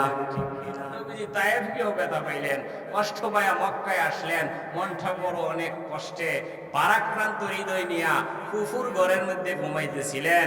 জিব্রাইলকে ডাক দিয়ে আল্লাহ বলেন, জিব্রাইল যাও, আমার হাবিব না, মনটাই অনেক কষ্ট, আমার হাবিবের মনের মধ্যে অনেক পেরেশানি, আমার হাবিবকে আমার কাছে নিয়ে আসো, কাছে বসায় একটু সান্ত্বনা দিব। বলেন সুবহানাল্লাহ। কাছে বসায় একটু কি দিব? সান্ত্বনা দিব। এর নাম হইল মেরাজ, বলেন ঠিক কিনা? নবীজি একদম আল্লাহর কাছে গেছেন। কতটুক কাছে? একদম কাছাকাছি তীরের যে শলা আছে এর যতটুক দূরত্ব, এত কাছে চলে গেছেন। নবী বলেন, আনা আরা রাব্বি আজ্জা ওয়া জাল্লা, আমি আমার রবকে দেখছি, বলেন সুবহানাল্লাহ। নবীজি এই দুনিয়ায় থাইকায় কাকে দেখছেন? আল্লাহকে দেখছেন। মুসা নবী দেখার জন্য পাগল ছিল, বারবার আল্লাহর কাছে প্রশ্ন করতেছিল, আল্লাহ গো, আপনাকে আমি বারবার কথা বলি আপনার সাথে, মনটা শুধু চায় একটা নজর যেন আপনাকে দেখি, যদি দেখা দিতেন না। আল্লাহ বললেন, মুসা রে, দুনিয়ার এই চর্ম শক্তি দিয়ে আমাকে দেখা সম্ভব না, বলেন ঠিক কিনা? আল্লাহ রাব্বুল আলামিন ঘোষণা দিলেন, এই পৃথিবীর মধ্যে একজন মানুষকে আমি পাঠাইছি, উনি মুহাম্মাদুর রাসূলুল্লাহ। দুনিয়া থাইগা আমাকে একদিন এসে দেখতে পারবে, ক্ষমতা তাকেই দিব, বলেন সুবহানাল্লাহ। কাছে নিয়ে গেছেন সান্ত্বনা দেওয়ার জন্য, কাছে বসাইয়া নবীজিকে আল্লাহ সান্ত্বনা দিয়েছেন। হযরত রাসূল কারীম সাল্লাল্লাহু আলাইহি সাল্লাম বলেন, ওই দিন আমি উম্মে হানির ঘরে ঘুমাইতেছিলাম। কার ঘরে? উম্মে হানির ঘরে। উম্মে হানির ঘরে ঘুমাইতেছেন, হঠাৎ ছেয়ে দেখেন সাত ছিদ্র করে জিবরাইল আলাইহিস সালাম আসছে, বলেন সুবহানাল্লাহ। ভাই, আজকে সাত ছিদ্র করে আসলেন কেন? ঘটনাটা কি? ও ইয়া রাসূলুল্লাহ, আজকে আপনাকে উপরে যাইতে হবে, বলেন সুবহানাল্লাহ। ইঙ্গিত দেওয়ার জন্য সাত দিয়ে আসছে। জিবরাইল সব দিক দিয়ে আসার ক্ষমতা আছে, বলেন ঠিক কিনা? ঘরের ছাদে দিয়ে আসতে পারবেন, সেই ক্ষমতাও জিবরাইলের আছে। দরজা ভেঙ্গেও আসতে পারবেন, দরজা না ভেঙ্গেও আসতে পারবেন, যে দিক দিয়ে মনে চায় সেই দিক দিয়ে আসবেন। জিবরাইলের ক্ষমতা আছে নাকি নাই? জোরে বলেন, আছে। জিবরাইলের কি পরিমাণ ক্ষমতা? জিবরাইলের 650 পাকা আছে, বলেন সুবহানাল্লাহ। 600 পাকা আছে। একটা পাকা কতটুক বড়?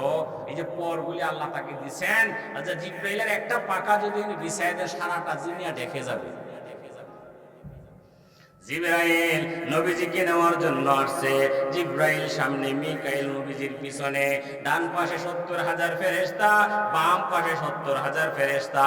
অভ্যর্থনা জানাইয়া নবীজিকে নিয়ে গেছেন কার সাথে দেখা করাইতে? কার ঘরে ঘুমাইছিলেন নবীজি? জুড়ে বলেন, কার ঘরে? উম্মে হানির ঘরে। এই কথাটা বলার জন্য আমি এখানে গেছিলাম। উম্মে হানির ঘরটা বরকতময় জায়গা, বলেন ঠিক কিনা? বর্তমানে এই উম্মে হানির ঘর মক্কার যে মসজিদে হারাম, এই হারাম মসজিদের অন্তর্ভুক্ত হয়ে গেছে। মানে মসজিদে হারাম বড় হইতে হইতে, মসজিদের বাউন্ডারি বড় হইতে হইতে এই ঘরও ওই মসজিদের ভিতরে চলে আসছে। কিন্তু এখনো কয়েকটা পিলার একসাথে এই জায়গার মধ্যে রাখা হয়েছে, এবং এটা একটা চিহ্ন। অনেকে বুঝে না, জানে না। একজন অভিজ্ঞ লোক আমাকে নিয়ে এটা দেখাইছেন, এটা দাঁড়ে উম্মে হানি। উম্মে হানির ঘর এখানে ছিল। এদিকে বড় বড় অনেক বুজুর্গরা সেখানে নামাজ পড়তেছে, কান্নাকাটি করতেছে। একজন কালা পাগড়িওয়ালা, কালা শ্বাস, চিনেন তো? আমাদের দেশের বন্ডগুরু, বলেন ঠিক কিনা? জাহান্নামের পোশাক দুনিয়াতেই পরে, পাগড়িও বান্ধে কালো, সাজও পরে কালো, জান্নাতের সাজ হইল সাদা, বলেন ঠিক কিনা? জান্নাতি পোশাক সাদা সাদা, জাহান্নামী পোশাক হইল কালা। ওই কালো বাহিনীরা একটা মানুষকে বারবার ফিলারটাকে চুমা দিতেছে। আরে উম্মেহানির যে ফিলার এনে চুমা খায়, একজন পুলিশ এসে বলে আল্লাহ ইয়া হাজি হারাম হারাম, বারবার ওনাকে মাফ করতেছে, বলে ইজহাব ইলাল্লাহ ইলা দার, আল্লাহর ঘরের কাছে গিয়ে চুমা দেন, আল্লাহর কাছে যান। এখানে এই ফিলারের মধ্যে চুমা দিলে কোনো লাভ আছে? কোনো লাভ, কোনো লাভ নাই। ওয়া দাঁড়ায় দাঁড়ায় বলতেছে কি কোস বড় হারাম, তুই হারাম, বলেন নজরুল। পুলিশ যে বলতেছে তুই হারাম, সে যে বলো তুই হারাম, পুলিশ কি কথাটা বুঝছে? এত আরবি ভাষা জানে, বাংলাতে বলতেছে তুই হারাম, আরে বলে কি ও তুই হারাম, আমরা দাঁড়ায় দাঁড়ায় শুনতেছি, সে বলছে তুই হারাম, এরপরও হাজি সাহেবকে সম্মান করতেছে, বলেন সুবহানাল্লাহ। কোনা জয়ুফুর রহমান কার মেহমান? যেটা বলেন কার মেহমান? আল্লাহর মেহমান। এই জন্য আল্লাহর মেহমানদের সম্মান অনেক বেশি। ভাইয়েরা আমার, আল্লাহর বাড়িতে যুবক বেড়াইতে গেছে, বলেন ঠিক কিনা? ভরসা কার উপরে? যেটা বলেন কার উপরে? আল্লাহর উপরে। যুবক বলতেছে আল্লাহর মানে আমার ভরসা ছিল আল্লাহর উপরে, আল্লাহ আমাকে নিয়ে আসছেন, আর আপনার ভরসা ছিল উটের উপরে, এই জন্য আপনি আমার উপরে আসলেন। তো আল্লাহ রাব্বুল আলামিন আমাদের ভরসা একমাত্র কার উপরে? আল্লাহর উপরে। কিয়ামত, কঠিন কিয়ামত আমাদের সামনে আছে। ভাইয়েরা আমার, যখন হযরতে আমাদেরকে প্রশ্ন যখন করা হবে, মার রাব্বুকা, তোমাদের রব কে? আমাদের রব কে? এটা কি কবরে উত্তর দেওয়ার জন্য দুনিয়াতে মানার দরকার আছে নাকি নাই? শুধু জবান দিয়ে বললে চলবে না, আমল দিয়ে প্রমাণ করতে হবে। 2 নাম্বার, ওমা দীনুকা, তোমার ধর্ম কি? আমাদের ধর্ম কি? নবীজি বড় ইহসান করে প্রশ্ন বলে দিয়েছেন, উত্তরও বলে দিয়েছেন। এখন আমাদের কাজ হইল প্রস্তুতি নেওয়া, বলেন ঠিক কিনা? ওমা দীনুকা, তোমার দিন কে উত্তর দিতে পারবে? কিতাবের মধ্যে আসছে যারা দুনিয়ার মধ্যে ইসলামকে দিন হিসাবে মানবে, বলেন ঠিক কিনা? শুধু দিন মুখে বললে চলবে না, ইসলামের মৌলিক মূল শিক্ষা 3টা জিনিস মানতে হবে। কয়টা জিনিস? 1 নাম্বার ইলমুল আকায়েদ, ইলমে আকীদা, আমার বিশ্বাসকে একরিক করতে হবে। কার জন্য? ঈমান যদি ঠিক না থাকে সারা জীবন ইসলামের কথা বললে কোনো লাভ হবে না। নাম্বার 2 ইলমে ফিকহ, আমাকে মাসলা মাসাইল জানতে হবে, বলেন ঠিক কিনা? নামাজ পড়ে কিন্তু নামাজ ভঙ্গের কারণ জানে না। নামাজ পড়াইতেছে ইমাম সাহেব, নামাজের মাসলা জানে না। তাহলে এমন হাবেশ সাহেবকে ইমাম বানানো কিনা? ঠিক না? কারণ মাসলা জানে না। তো এই জন্য ইলমে ফিকহের জ্ঞান থাকতে হবে, তাহলে পরিপূর্ণ ইমানদার। আর আমরা দিন মানলাম। নাম্বার 3, আমাকে ইলমে তাসাউফ যেটা, ওইটা অর্জন করতে হবে। একমাত্র আল্লাহর ভয় অন্তরের মধ্যে আনতে হবে। আল্লাহ যেন তৌফিক দান করেন। যদি আমরা দুনিয়াতে দিন কিভাবে মানতে পারি, কবরের প্রশ্নের উত্তর সঠিকভাবে দিতে পারবো। নাম্বার 3 বলবে ওমা হাজার রাজুল, এই ব্যক্তিকে নবীজির দিকে ইঙ্গিত করে বলা হবে উনি কে? এমনকি রাসূল করিম সাল্লাল্লাহু আলাইহি সাল্লামকে কবরের মধ্যে সকলের সামনে উপস্থিত করা হবে, বলেন সুবহানাল্লাহ। এখন আমরা কিভাবে চিনবো? যারা দুনিয়াতে নবীর আদর্শ মানবে, নবীজির আদর্শকে কবুল করবে, তারা কবরে গিয়ে দেখাই নবীকে চিনতে পারবে, বলেন সুবহানাল্লাহ। বরং নবীজি আয়েশাই বলবেন সে আমার উম্মত, নবী তাকে উম্মত হিসাবে কবরে কবুল করে নেবেন, বলেন ঠিক কিনা? যদি একজন মানুষ এই 3টা প্রশ্নের উত্তর কবরের মধ্যে দিতে পারে, 1 নাম্বার প্রশ্নপত্র উত্তর দিয়ে দিল, আল্লাহ ঘোষণা দিবেন আলবিসুহু মিনাল জান্নাহ, আফরিশুহু মিনাল জান্নাহ, আফতাহু লাহু বাবান ইলাল জান্নাহ। ফেরেশতাদেরকে আল্লাহ আদেশ দিবেন এই ব্যক্তিটার জন্য জান্নাতের পোশাক পরায় দাও, কবরের মধ্যে জান্নাতের পোশাক পরায় দাও।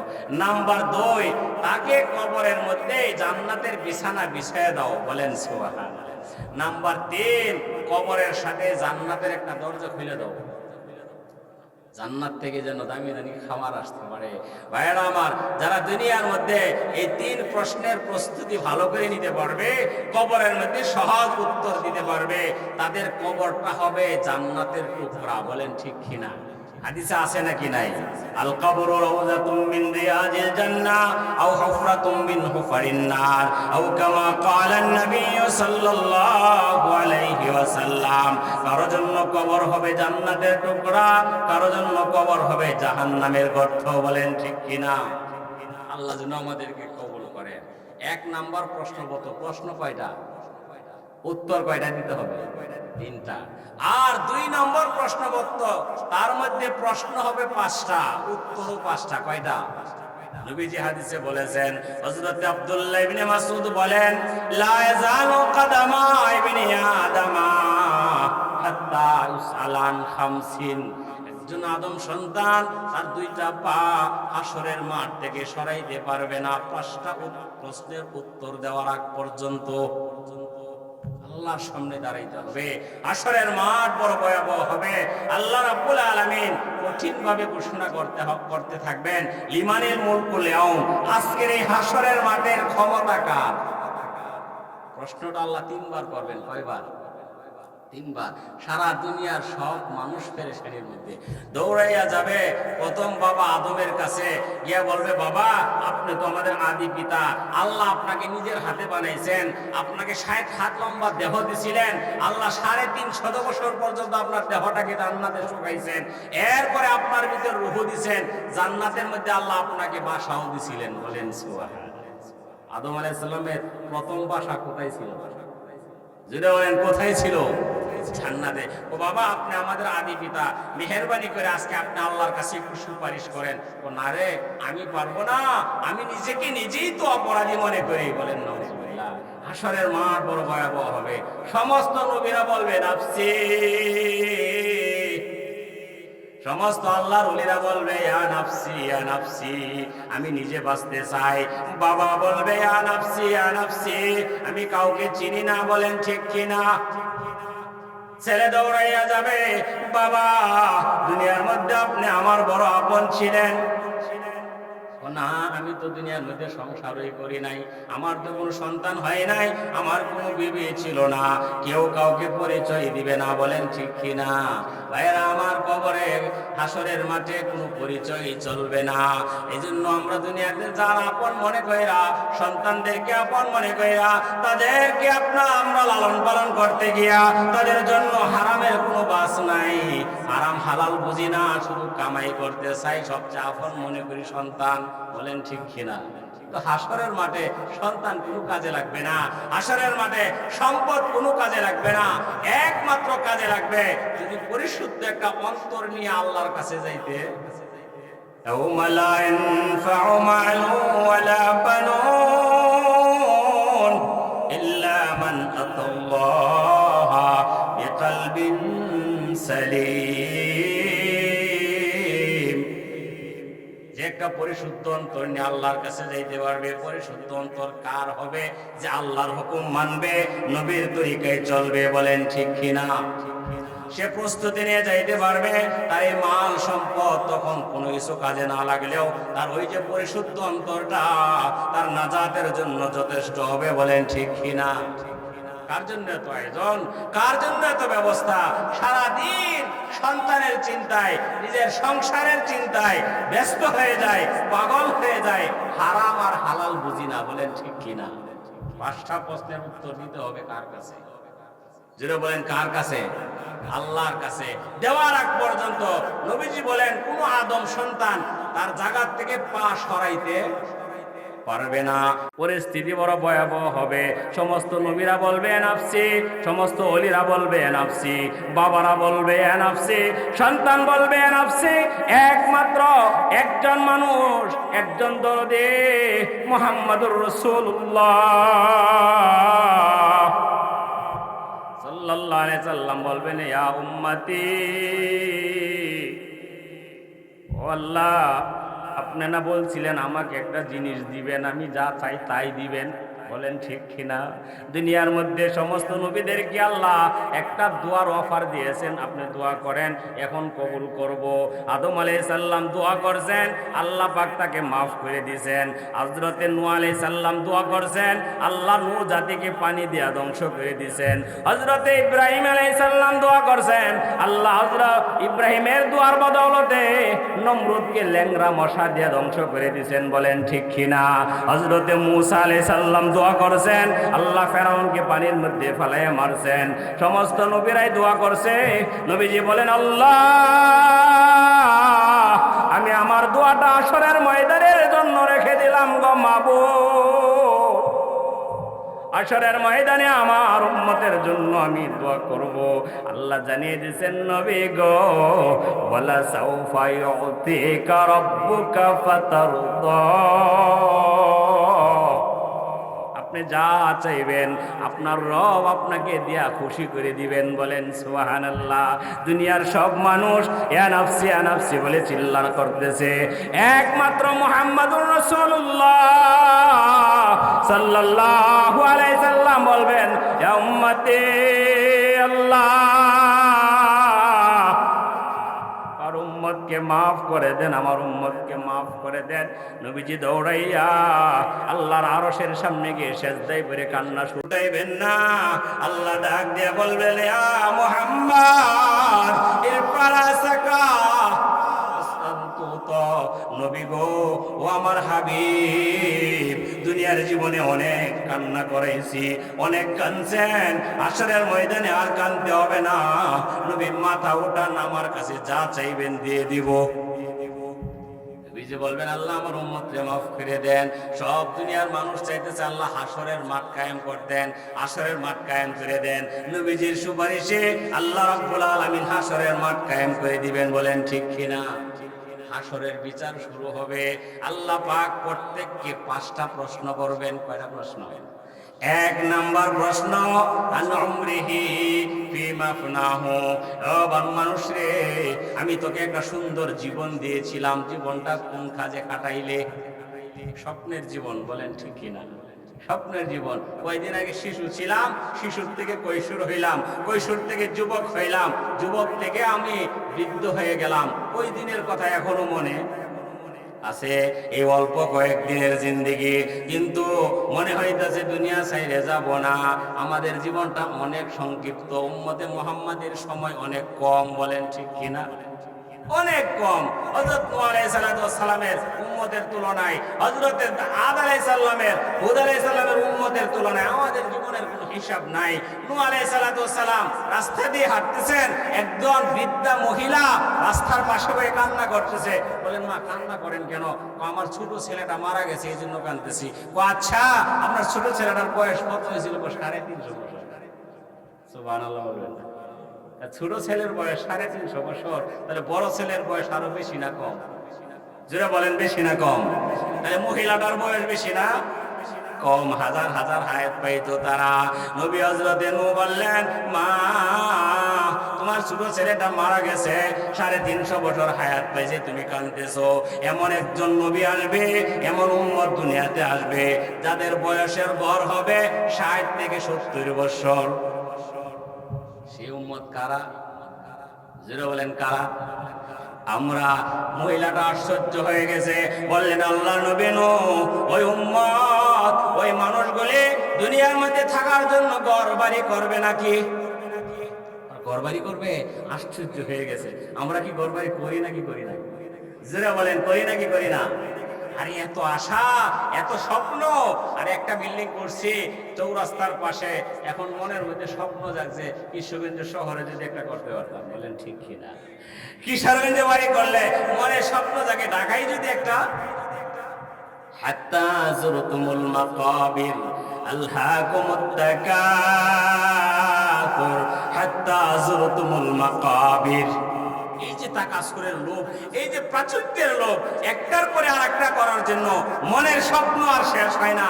আরো চাই, আরো চাই, কারোর জন্য চাই, নিজের সন্তানের জন্য। বলেন ঠিক কিনা? মৃত্যুর পরে চেয়ে দেখবে আমার সন্তান আমার ঘর থেকে আমাকে বের করে দিতেছে। যে ঘর আমি বানাইছি আমার শরীরের গাম পায়ে ফেলে, মাথার গাম পায়ে ফেলে কষ্ট করে বিল্ডিং বানাইলাম, ওই বিল্ডিং এ বুঝি আমার জায়গা নাই? বলেন ঠিক কিনা? ও মন কার লাগিয়া করছো তুমি এত আয়োজন, পাগল মন আমার তুমি কার লাগিয়া করছো রে বাড়ি ঘর। উপর তলায় পাতি জলে নিস্তলাতে অন্ধকার তুমি কারলা গিয়া করলা রে বাড়ি ঘর। ভাই বলো বন্ধুরে বলো, কেউ তো নয়া পন তোমার। বলেন ঠিক কিনা? ভাই বলো বন্ধুরে বলো, কেউ তো নয়া পন তোমার। দু চারটা দিন কেঁদে কেঁদে কেউ নিবে না খোঁজ খবর, তুমি কারলা গিয়া করলা রে বাড়ি ঘর। বলেন ঠিক কিনা? একটার পরে আরেকটা চাই। এই যে প্রাচুর্যতা, আমার জীবনটা কাজে লাগাইতে পারলাম না, শুধু অনেক দুনিয়ার করার জন্য আমার জীবনের হায়াতটার কোনো চিন্তা করলাম না। আমি আখিরাতের পুঁজি কামাই করতে পারি নাই, এই জীবনের হিসাব আমি আল্লাহর কাছে কি দিব? বলেন ঠিক কিনা? এক নাম্বার প্রশ্ন, নম্বরিহি ফিমা আফনাহু। হে মানুষ, আমি আল্লাহ তোমাকে একটা জীবন দিয়েছিলাম, কোন কাজে খাটাইছো? নাম্বার 2, আনশাবাবিহি ফিমা বলাহু। তোমাকে আমি যৌবনকাল দিয়েছিলাম, যৌবনকালটা কোন কাজে ক্ষয় করলা? যৌবনকালটা কোন কাজে ক্ষয় করলা? যৌবনের ধারণায় গুনার কাজে দৌড়াইছো, যৌবনের ধারণায় আমি আল্লাহকে চিনো নাই, আখিরাত বুঝো নাই, শুধু খাও লাও ফুর্তি করো, মুরব্বীদেরকে মানো নাই, বাবাকে মানো নাই, বাবার কথা শোনো নাই, যৌবনের ধারণায় বলে আল্লাহকে নারাজ করেছো হাসরের ময়দানে। এই জন্য যৌবনটার ব্যাপারে আল্লাহ প্রশ্ন করবেন। বলেন ঠিক কিনা? 2 নাম্বার প্রশ্ন। 3 নাম্বার প্রশ্ন, আন মালিহি, সম্পদের ব্যাপারে প্রশ্ন হবে। সম্পদের 2টা প্রশ্ন। মিন আইনা ইকতাসাবাহু, মাল কোন জায়গা থেকে কামাই করছো, কোন লাইনে কামাই করছো? সুদের উপরে টাকা লাগাইছো, আরেকজনের মাথার মধ্যে বাড়ি দিয়া সম্পদ কামাইছো, নাকি হালাল অবস্থায় সম্পদ কামাইছো? হিসাব একদিন কার কাছে দিতে হবে? যারা বলেন কার কাছে? আল্লাহর কাছে। মিন আইনা ইকতাসাবাহু ওয়া ফীমান ফাকাহু। 4 নম্বর প্রশ্ন, নবীজি বলেন সম্পদ আমি আল্লাহ দিয়েছিলাম, এই সম্পদ তুমি কোন কাজের মধ্যে ব্যয় করছিলা? আমি আল্লাহকে খুশি করার জন্য মসজিদের মধ্যে দিয়েছিলে, নাকি মাদ্রাসায় খরচ করছিলে, নাকি তোমার সমস্ত সম্পদ ব্যয় করে সন্তানকে দ্বীনি আলেম বানাইছিলে? হিসাব একদিন কার কাছে দিতে হবে? আল্লাহর কাছে দিতে হবে। সম্পদ পাইলাম তো মন যেদিকে চাই সেদিকে চললাম না। পৃথিবীর সমস্ত সম্পদের মালিক কে? যেটা বলেন কে? কারো কাছে আল্লাহ 1 কোটি আমানত রাখছেন, কারো কাছে আল্লাহ 1 লক্ষ টাকা আমানত রাখছেন, কারো কাছে আল্লাহ 10,000 টাকা আমানত রাখছেন। এই আমানতের হিসাব একদিন কার কাছে দিতে হবে? যেটা বলেন কার কাছে দিতে হবে? মনে করেন ম্যানেজার, মেলের ম্যানেজার, মালিকে বললো 2 কোটি টাকা দিলাম, শ্রমিকদের বেতন দিবেন, হ্যাঁ অমুক অফিসারে 20,000 টাকা দিবেন, অমুক অফিসারে 10,000 টাকা দিবেন, শ্রমিকদেরকে 5,000 টাকা করে দিবেন। এখন ম্যানেজার যদি মনে করে 2 কোটির মালিক আমি নিজেই হয়ে গেলাম, দুনিয়াতে পাকড়াও হবে নাকি হবে না? তার নামে মামলা হবে, জেল হবে, তারকে জেলে ধরে পুলিশে নিয়ে যাবে। এরকম ভাবে আল্লাহ বলেন আমি দুনিয়ার সমস্ত সম্পদ তোমাদের কাছে আমানত রাখলাম, কোন কাজে ক্ষয় করছো? মসজিদে কয় টাকা দিছি নে? শুক্রবার দিন যদি ইমাম সাহেব বলে আচ্ছা ভাই 100 টাকা করে মসজিদে সবাই দিবেন, হুজুর এত টাকা চাইলো, 100 টাকা 10 টাকা ছেলে দেওয়া যায় তো, বলেন ঠিক কিনা? কথা ঠিক কিনা? 100 টাকা চাইল, আর বাজারে যদি কিনতে যায় 100 টাকার কোনো দাম, কথা বলেন নাকি? বর্তমান বাজারে 100 টাকার কি নাই, দাম নাই। আর হুজুরে যদি বলে মসজিদে 100 টাকা নেন, তখন দাম অনেক বাইরে যায়। না 100 টাকা কেমনে ছিল, 20 টাকা দেওয়া যায়, 10 টাকা দেওয়া যায়। না আল্লাহ বলে বান্দারে তোর কাছে আমি 10,000 টাকা আমানত রাখছিলাম, ওই আমানত থেকে আমার ইমাম সাহেবরে, মহল্লার ইমাম সাহেবের অন্তরের মধ্যে আমি আল্লাহ ঢেলে দিয়েছিলাম, শুক্রবার দিন 100 টাকা করে চাও। যারা না দিবে একদিন বিচার কে করবেন?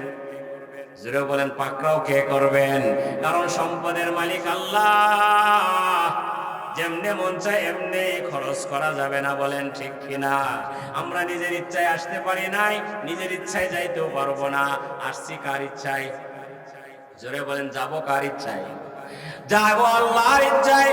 এই আসা যাওয়ার মাঝে যে সময়টুকু আমরা দুনিয়ার জীবনের মধ্যে থাকবো, ওই সময়টা কার ইচ্ছায় খাটাইতে হবে? আমার কোনো চাহিদা নাই, আমার মন যেভাবে তা সেইভাবেই চলতে পারবো না। আল্লাহ যেভাবে চলতে বলেন, আমার সম্পদ যেভাবে খরচ করতে বলেন, সেইভাবে খরচ করতে হবে, বলেন ঠিক কিনা? নাম্বার 5 নাম্বার প্রশ্নটা বড় কঠিন। কি পরিমাণ এলেম অর্জন করছিলা? বিমাজা আমিলা, বিমাজা আলিমা, ইমা আলিমা, মা আলিমা। কি পরিমাণ শিখছিলা আর কি আমল করছিলা? এই উত্তর একদিন কার কাছে দিতে হবে? আল্লাহর কাছে দিতে হবে। এখন কিন্তু সবাই বড় বড় আলেম, বলেন ঠিক কিনা? সবাই সব জানে, নামাজ পড়লে গুনাহ হয়, আপনারা জানেন নাকি জানেন না? সবাই চুপ হয়ে গেছে, জানেন না? সবাই জানে। এখন তো বর্তমানে আরো বেশি জানে মানুষ, ফেসবুক মোবাইলে ওয়াজের অভাব নাই, বলেন ঠিক কিনা? আমরা সবাই জানি নামাজ না পড়লে গুনাহ হয়, যাকাত না দিলে গুনাহ হয়, রোজা না রাখলে গুনাহ হয়, সব জানা আছে। এরপরও আমল করি না, হিসাব একদিন কার কাছে দিতে হবে? যে যত জানেওয়ালা, তার আমল সাহাবায়ে কেরামের চরিত্র ছিল। নবীজির কাছে এসে বলতেন, ইয়া রাসূলুল্লাহ, আমাকে 3টা আমল শিখাইয়ে দেন, 3টা আমল দেন, এর চেয়ে বেশি দেন না। একজন গ্রাম্য মানুষ আসছে, বলতেছে, ইয়া রাসূলুল্লাহ, ইয়া আব্দুল্লাহর ছেলে মুহাম্মদ, আমাকে আপনি মুসলমান বানান, আমাকে অল্প কয়টা আমল দেন, 3টা আমল দেন, 4টা আমল দেন, বেশি দিয়েন না। নবীজি বললেন, যাও, এই আমলগুলি দিলাম। সে বলছে, ইয়া রাসূলুল্লাহ, যা দিলেন তা শিখলাম, তা প্রত্যেকটা আমল করে আবার আপনার কাছে আসবো, বলেন সুবহানাল্লাহ। নবীজি বললেন, জান্নাতের মানুষ যদি দেখতে চাও, তার চেহারার দিকে চাও, বলেন সুবহানাল্লাহ। সাহাবীরা যা জানতেন তা আমল করতেন। আর বর্তমানে আমাদের বাজারে এমন অনেক জান্নেওয়ালা আছে, সারা রাত বয়ান করে, কিন্তু বক্তা নিজেও নামাজ পড়ে না। আছে নাকি নাই? জোরে বলেন, মিথ্যা কথা বলেন? বাস্তব প্রমাণ দিয়ে বলবো একটা কথা। আপনার গফরগাঁওর নাম শুনছেন? আপনাদের কাছেই তো, এদিক দিয়ে যাওয়া যায় সহজে। গফরগাঁও এক জায়গায় মাহফিলে গেছি, একজন বক্তা গেছে, গিয়ে দেখি অনেক বড় হুজুর, এই লম্বা টুপি লাগাইছে, একজন বড় ফাঁকরি চাকরি বাইন্দে, মনে করেন সবুজ কালারের, বড় পিসা পারছে, এক দরবারের বড় পীর। দরবারের কি বড়? উনি প্রধান বক্তা, আমি হইলাম দ্বিতীয় বক্তা। প্রধান বক্তার কাছে দ্বিতীয় বক্তার কোনো দাম হই? এমন অবস্থা হয়ে গেছে আমাদের দেশে, বলেন ঠিক কিনা? এই জন্য আমাদের মুরব্বীদের উসুল হলো, নিয়ম হলো, প্রধান বক্তা আর দ্বিতীয় বক্তা লেখার কোনো দরকার নাই, শুধু লিখে দেওয়া হবে ওয়াজিনে কেরাম, বলেন ঠিক কিনা? এখানে যারা ওয়াজ করবেন, যারে প্রধান দিয়েছেন, তার চেয়ে অনেক বড় বড় আলেমরা আরো আছে এখানে, আছে নাকি নাই? মানে একজনের প্রধান দিয়ে রাখলাম, দূরের থেকে আসতে জানি না আসলে ওনার এলেম কালাম কি আছে না। মুরব্বীদেরকে এখানে দেখা গেছে ওনাদের নামের ব্যাপারে ছোট্ট ছোট্ট নাম দিয়া কোন রকম বক্তা দিয়ে দেয়। প্রধান বক্তা খালি ফুলতে থাকে যে আমি প্রধান বক্তা, বলেন ঠিক কিনা? এমন প্রধান বক্তা গিয়ে দেখি খুব লম্বা সম্বা টুপি লাগাইছে, এশারের আজান পড়লো, আমরা সবাইকে মসজিদে নামাজ পড়লাম, উনি রুমে শুয়ে গেছে। সবাই মনে করছে গফরগাঁওয়ের মানুষ ছিলেন তো, সারা দেশের মধ্যে সবচেয়ে নাম করা ডাকাত খুবই পাওয়া যায় গফরগাঁও। বুঝে রেখে দেখছি মানুষের অবস্থাটা এরকমই, যেমন আমরা শুনছি চলাফেরা কথাবার্তা কিছুটা এরকমই, ব্যবসা অন্যরকম। বক্তা নামে তো বড় এশারের নামাজ পড়লো না, একজনে বলতেছে ও উনি 2 নম্বর বক্তা, এশারের নামাজে মসজিদেই পড়লেন, আর উনি নামাজও পড়লো না, ও মনে হয় হুজুরের রাস্তায় হয়ে রয়েছে, বলেন ঠিক কিনা? এখন গেল ফজরের সময় যখন হয়েছে, আমরা রাত অনেক আসলে দুজনে রয়ে গেছি। আমাকে যিনি নিয়েছেন তার বাড়িতে আমি ছিলাম মসজিদের কাছে, আর প্রধান বক্তাকে যিনি নিয়েছে ওনার বাড়িতে উনি আছে। শেষ সাথে ওঠে রুমের মধ্যে বয়ে বয়ে সে শুধু পড়তেছে ইয়া রাহমানু ইয়া রাহিমু। পড়ে নাকি পড়ে না? কথাটা কিন্তু খুব সুন্দর, বলেন ঠিক কিনা? এই কথাটাই মানুষের ধোঁকা দেয়। একটা গোষ্ঠী আছে আমাদের দেশে, বলেন ঠিক কিনা?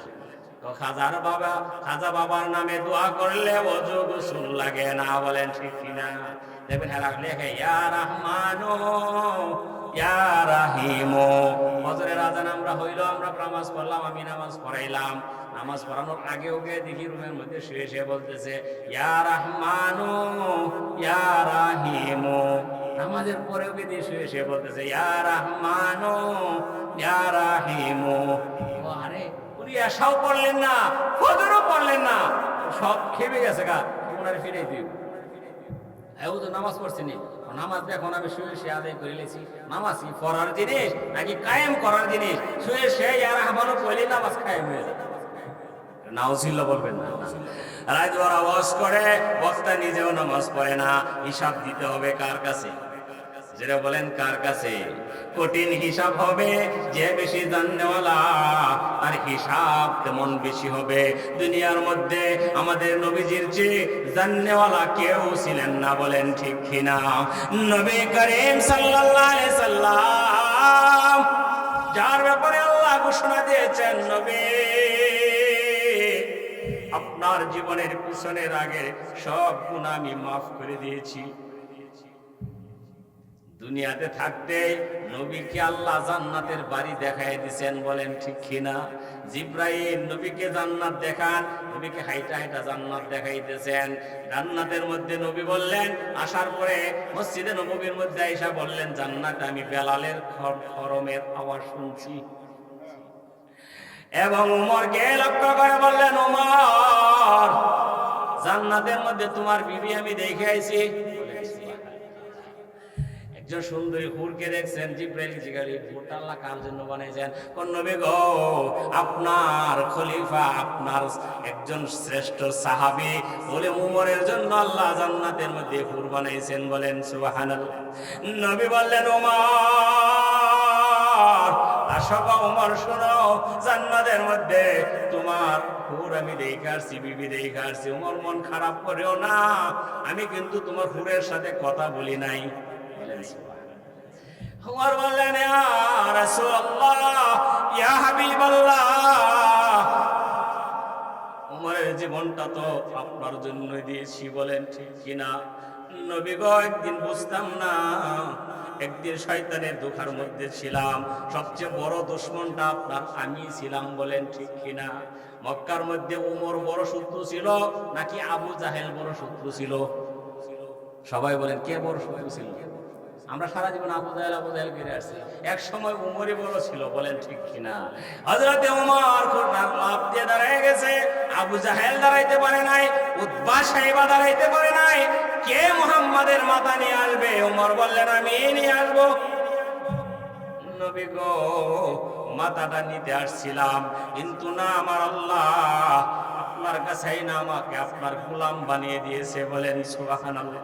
সারাটা জীবন আপনার পাগল হয়েছিলাম, আমি আপনার গোলাম। আপনি কেমনে মনে করলেন আমার বিবির সাথে কথা বললাম রাগ করব? নবীজি বললেন, হে আমার উম্মত, আল্লাহ রাব্বুল আলামিন আমাকে জান্নাতের বাড়িটা দেখাইয়া দিয়েছেন। আমাকে জিব্রাইল বলছেন ওই যে সবচেয়ে দামি বাড়িটা নবী আল্লাহ আপনার জন্য বানাইছেন, বলেন সুবহানাল্লাহ। নবীজি বলেন একটু ভিতরে যাই। ও না ইয়া রাসূলুল্লাহ, এখনো যাওয়ার সময়। জুড়ে বলেন এখনো যাওয়ার সময় হয় নাই। এত কিছু পাইলেন, এত কিছু জানতেন, এত মর্যাদা পাইলেন, এরপরও নবী আমল করছেন নাকি করেন নাই? হযরত আয়েশা বলেন, নবীজি নামাজে দাঁড়াইছেন, রাত্রের বেলায় নামাজ পড়তেছেন, আমি পাশে শুয়ে রয়েছি, উনি সেজদায় গেছেন। আমার মনে হয় যেন উনি সেজদার মধ্যে মারা গেছেন। আমি ওনার পায়ের মধ্যে আঙ্গুল লাগাইতাম, তখন নবী সাল্লাল্লাহু আলাইহি সাল্লাম আবার উঠে যেতেন। নামাজের শেষে রাসূল সাল্লাল্লাহু আলাইহি সাল্লাম আয়েশাকে জিজ্ঞাসা করতেন, কি ব্যাপার, তুমি কি সন্দেহ করে গেছিলা? ইয়া রাসূলুল্লাহ, মনে হচ্ছে এরকমও। এত লম্বা সেজদা, এত লম্বা রুকু, এত দীর্ঘ সময় নবী আপনি নামাজে দাঁড়ায় থাকেন, আল্লাহ তো আপনার আগে পিছের সব গুনাহ মাফ করে দিয়েছেন, বলেন ঠিক কিনা? নবীজি একটা কথাই বললেন, হে আয়েশা, লা কুন আবদান শাকুরা, আমি কি আল্লাহর শুকরিয়া আদায়কারী বান্দাও হব না? নবী এত জানতেন, এত কিছু পাইছেন, এরপরও আমল করছেন, বলেন ঠিক কিনা? এজন্য যে যত বড় আলেম হোক, যে যত বড় জাননেওয়ালা হোক, তার হিসাবটাও বড় কঠিন হবে। কি পরিমাণ এলেম শিখছো এই প্রশ্নও হবে, কি পরিমাণ আমল করছো ওই প্রশ্নও হবে। এখানে কিন্তু এটা ভাবা যাবে না যে আমি জানলাম না তো আল্লাহ আমাকে প্রশ্ন করবেন না। না, প্রথম প্রশ্নই তো জানছো কিনা, বলেন ঠিক কিনা? জানছো কিনা? দ্বীনের এলেম জানতে হবে, ওযুর মধ্যে ফরজ কয়টা জানতে হবে, নামাজ ভঙ্গের কারণ কয়টা জানতে হবে, নামাজ ওয়াজিব কয়টা জানতে হবে। প্রত্যেক মুসলমানের উপরে ইলমে দ্বীন অর্জন করা, যেটা বলেন কি, এই 5 নম্বর প্রশ্ন। ভাইরা আমার, প্রশ্নপত্র 2টা, এক প্রশ্নের মধ্যে প্রশ্ন হইল 3টা, উত্তর দিতে হবে 3টা, আর এক প্রশ্নের মধ্যে প্রশ্ন হইল 5টা, উত্তর দিব কয়টা? 5টা। এই যে প্রশ্নগুলি প্রস্তুতি নেওয়ার জন্য আমরা এই দুনিয়ার জীবনে আছি, বলেন ঠিক কিনা? আল্লাহ যেন আমাদেরকে কবুল করেন, আমরা যেন দুনিয়ার থেকে এই মোট 5 আর 3 মোট কয় 8টা প্রশ্নের প্রস্তুতি নিয়ে যাইতে পারি। প্রত্যেক মানুষের জন্য সহজ। এই প্রশ্নগুলির যোগ্যতা অর্জন করে যাওয়াটা প্রত্যেক মানুষের জন্য কি সহজ। যে জানে না, শুধু সুবহানাল্লাহ জানে, সে যদি দাঁড়ায় দাঁড়ায় শুধু সুবহানাল্লাহ পড়ে, আল্লাহ কবুল করে নেবেন, বলেন ঠিক কিনা? একজন মানুষ, মূর্খ একজন মানুষ, কিচ্ছু জানে না, মারা গেছে, এই এলাকাটার নাম হইল মূর্খের এলাকা, মারা গেছে, কবরে কেমনে দিবেন এটাও কেউ জানে না।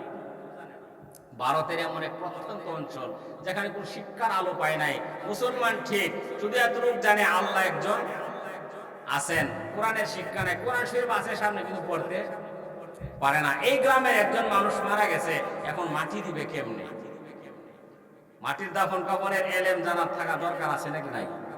অবশ্যই আছে, জানতে হবে। এখন তাদের জানা নাই, তারা সারা দিন বৈশা রয়েছে, দেখে কোনো মানুষ পাইল না, রাত্র হয়ে গেছে, একটা মরা মানুষ নিয়ে বৈশা থাকা যে কত কষ্ট, যারা জীবনে বসছে তারাই জানে। ভাইয়ের আমার, সারাদিন গেল, সারা রাত্র গেল, সকালবেলায় আবার দাঁড়ায় রয়েছে, দেখে একটা হুজুর বেশের মানুষ একটা সাইকেল চালাইয়া চালাইয়া আস্তে আস্তে সামনের দিকে আসতেছে। আর মনে করছে উনি একজন আলেম, এলাকার সবাই দৌড়ে গেছে, হুজুর দয়া করে আমাদের এই দাফন কাফনটা একটু সহযোগিতা করে যান, মানুষটা কেমনে মাটি দিব। আমি তো আসলে আলেম না, আমি একজন সরকারি চাকরিজীবী, আমার সামনে কাজ আছে, আমার ডিউটির সময় আমার ছাড়েন, আমি এই কাজ জানি না, ও দয়া করে আপনি একটু আমাদেরকে দেখেন, একদিন এক রাত্র হয়ে গেছে, আমরা বড় পেরেশানির মধ্যে আছি। ও আচ্ছা, আমি কি করব, যাও যতটুকু জানি, ও যা জানেন উনি সুন্দর করে তাদেরকে যা পারছেন সুন্দর করে দাফন কাফন করেছেন। ওই সাইকেল নিয়ে যখন ডিউটির দিকে রওনা দিয়েছেন, একটু সামনে অগ্রসর হয়ে দেখে পকেটের মধ্যে যে কাগজপত্র ছিল সব পড়ে গেছে। একদম তালাশ করতে করতে কবর পর্যন্ত আসছে। বান্দার মনের মধ্যে সাক্ষী দিতেছে, আমার কাগজটি কই পড়ছে কবরে। এখন এই এলাকার মধ্যে ঘুরানি শুরু করলো, কাগজ ছাড়া গিয়া তো লাভ নাই, চাকরি শেষে বেতন উঠাইতে পারবো না, বলেন ঠিক কিনা? কাগজটি বড় জরুরি। এলাকার মানুষগুলি দেখলেন যে মানুষটা আমাদেরকে এত উপকার করলেন, আবার কেন আসলেন ভাই? আমার কাগজগুলি মনে হয় যেন কবরের ভিতরে পড়ে গেছে, কবরটা আমাকে একটু উঠায় দাও, আমার কাগজটি আনতে হবে। অবশ্যই আপনার জন্য আমরা সব করতে রাজি আছি। কবরের মাটিগুলি যখন খনন করা শুরু করছে, বাঁশগুলি সরাইছে, দেখে কবর থেকে একটা জান্নাতের গ্রাম বের হয়ে আসছে, বলেন সুবহানাল্লাহ। এই সরকারি চাকরিজীবী মানুষটা নিচের দিকে চাইয়া দেখে কিছুক্ষণ আগে, ঘন্টা খানেক আগে যে কবরটা আমি দিয়ে গেলাম, ওই কবরের মধ্যে ভিতরে সুন্দর কাঁচা ফুল দিয়ে আল্লাহ সাজায় দিয়েছেন। ছাপুলের জান্নাতের গ্রান আসতেছে। এবার তার নেশা গেছে ওই দিকে, চাই দেখি তার কাগজগুলি মাথার কাছে সুন্দর করে বাস করে কে জানি রেখা দিল। কাগজগুলি নিয়ে ওই মূর্খ মানুষটার বাড়িতে গেলেন, গিয়া একমাত্র তার মেয়ে ছিল। বলছে তোমার বাবা কি আমল করতো? আমার বাবা যা জানতো তাই আমল করতো, বেশি কিছু জানতো না। আমরা মূর্খের ঘরের মূর্খ, আমাদের এলাকার মধ্যে কেউ জাননেওয়ালা নাই। তবে এতটুক জানি, আমার বাবা সারা দিন যখন ক্ষেতের মধ্যে কাজ করত, আজান হওয়ার সাথে সাথে জানতো আর না জানতো যুবকেরা ক্ষেতের লাইনের মধ্যে দাঁড়ায় নামাজে দাঁড়ায় যেত। বলেন সুবহানাল্লাহ। আর বাড়িতে আইসা সন্ধ্যা বেলায় ওই যে আমাদের ঘরের সানফিরের উপরে তক্তার উপরে কি জানি একটা কিতাব কাপড় দিয়ে সুন্দর করে মোড়ায় রাখছে, ওই কিতাবটা সামনে শুধু উল্টাইতেন আর বলতেন আল্লাহ রব ইহা ভি সাচ কাহা হ্যায় ওহা ভি সাচ কাহা হ্যায়, এই কথাগুলি বলতেন। চাই দেখে ওই কিতাবটা হলো আল্লাহর কুরআন। বলেন সুবহানাল্লাহ। এই মূর্খ মানুষ কিছু জানে না, কোরআন তেলাওয়াত করে যা জানে এতটুকু বলে আল্লাহ এখানেও আপনি সত্য কথা বলছেন, ওইখানেও সত্য কথা বলছেন। ওরা বুঝতে রাজি না, দেরি নাই, বুঝতে পারছে এই আমলের বদৌলতে আল্লাহ রাব্বুল আলামিন তার কবরটাকে 1 ঘন্টার ব্যবধানে জান্নাতের বাগান বানিয়ে দিয়েছেন। বলেন ঠিক কিনা? যা জানবো তা আমল করব। আল্লাহ যেন আমাদেরকে, জুড়ে বলেন, আল্লাহ যেন আমাদেরকে কবুল করেন। সকলে বলে আমিন। আমরা যতটুকু বাংলা সূরা আলোচনা করলাম, অনেক উলামায়ে কেরাম, হক্কানি আলেম উলামারা সন্ধ্যার থেকে এই পর্যন্ত মাশাআল্লাহ অনেক সুন্দর বয়ান হয়েছে। এত সুন্দর সাজানো বাগানটা। তবে এত বড় বড় বিপদ আসতেছে আমাদের দেশের মধ্যে। বলেন ঠিক কিনা? প্রত্যেক দিন আওয়াজ হইতেছে, সেই আওয়াজ অনুযায়ী এই এলাকার মানুষ সতর্ক হইল না। বলেন ঠিক কিনা? যদি হয়তো মাহফিলের মাঠটা এরকম খালি থাকতে পারে না। আল্লাহ যেন আমাদেরকে মাফ করে দেন। সকলে বলি আমিন।